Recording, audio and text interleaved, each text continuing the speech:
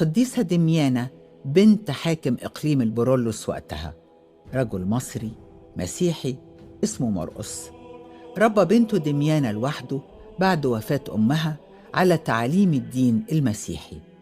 ولما كبرت دميانة وآن أوان إنها تتجوز، رفضت وقررت وهب حياتها للسيد المسيح، وطلبت من أبوها إنه يبني لها دير عشان تعيش فيه هي وصديقتها للعبادة والزهد.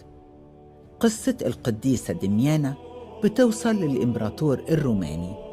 رد فعله هيخلق من دميانة والعذارى 40 صديقتها بطلات في التاريخ المسيحي المصري.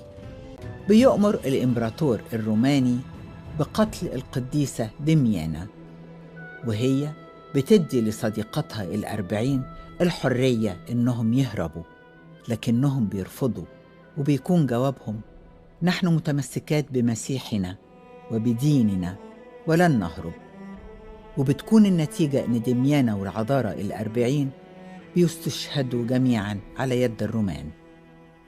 القديسة دميانة والعذارى 40 مدفونين في بلقاس بمحافظة الدقهلية في الدير الخاص بيها، والناس بتيجي من كل مكان في مصر تتشفع بيها لحد النهاردة، والاحتفال بيها وبذكراها مستمر، وبيبدأ كل سنة من 12 ل 20 مايو.